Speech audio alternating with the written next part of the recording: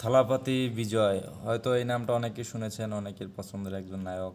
Tamil superstar Thalapathy বিজয়। তো বর্তমানে তিনি আলোচনায় রয়েছেন। তো কিছুদিন আগে বিধানসভা নির্বাচন হয়ে গেল। তো সেখানে তিনি নিরঙ্কুশ 108টি আসনে জয়লাভ করেছেন। তো এই বিষয়ে একটু কথা বলা দরকার। তো থালাপতি বিজয় বর্তমানে বাংলাদেশেও মোটামুটি ভালো ফ্যান ফলোয়িং আছে। তো আমি অনেক আগে থেকে যেহেতু মুভি দেখতে পছন্দ করতাম, বিজয়ের মুভি অনেক আগে থেকে দেখি, তখন হয়তো বাংলাদেশে খুব একটা বিজয়ের ফ্যান ফলোয়িং বা পরিচিত খুব কম ছিল, সীমিত ছিল। তো তখন থেকে এই করেছি। তো বিজয় 2024 সালে যে নতুন রাজনৈতিক দল করেছে টিবিকে, যেটা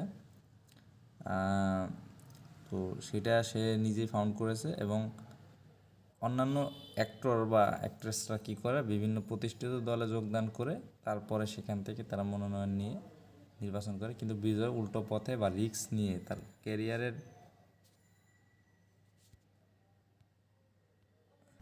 তো তার ক্যারিয়ারের পিক টাইমে এসেও সে এরকম একটা রিস্ক নিয়েছে যে যদি সে মুখ্যমন্ত্রী থাকে তাহলে ফুল টাইম রাজনীতিতে চলে যাবে, আর যদি ভালো কিছু বা নির্বাচনে ভালো কিছু না করতে পারে তাহলে আবার সে সিনেমায় ফিরে আসার একটা সম্ভাবনা ছিল।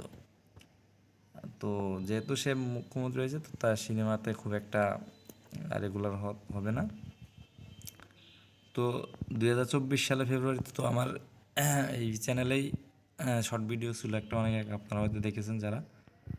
তো আমি আগেই বলেছিলাম যে তার পাশ জিতার সম্ভাবনাটা অনেক বেশি, কারণ তার তামিলনাড়ুতে তার হিউজ ফ্যান ফলোয়িং, বিশেষ করে ইয়ং জেনারেশন টার্গেট বা তাকে খুব পছন্দ করে। তো তার যে প্রতিদ্বন্দ্বী ছিল ডিএমকে স্ট্যালিন, সে অনেক বছর পুরাতন রাজনীতিবিদ, অনেক জনপ্রিয় ছিল, এবং তাকে টেক্কা দিয়ে থালাপতি বিজয় মুখ্যমন্ত্রী, এটা অনেক একটা টাফ এবং আর রিক্সের একটা বিষয় ছিল। এবং হয়তো আপনারা জানেন যে তার যে সর্বশেষ মুক্তিটা, সেটা পলিটিক্যাল কারণে রিলিজ দেওয়া হয়নি। তো যদি ওই সিনেমাটা রিলিজ হতো, জানানায়কন সিনেমাটা সঠিক সময় যদি রিলিজ হতো, তাহলে 108টির চেয়েতেও বেশি আসন জয়লাভ করতে পারতো। তো যাই হোক, তো সেইখানে এর আগেও 2013 সালে থালাইবা নামে একটা সিনেমা বিজয়ের, সেটা আটকে দিয়েছিল রিলিজ। তো সেটা সেজন্য ভালোভাবে সফল হতে পারেনি সিনেমাটি। তো সেটাই, তবে এটাই হলো মানে রিয়ালিটি, যে আপনার যদি জনপ্রিয়তা থাকে, আপনার পিছনে যদি আপনার সমর্থন থাকে, তাহলে আপনাকে কেউ আটকাতে পারবে না।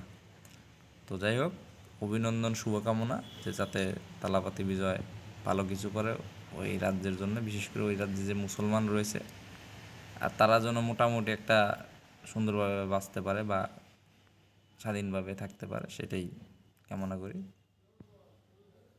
আজকের মতো এখানে বিদায় নিচ্ছি।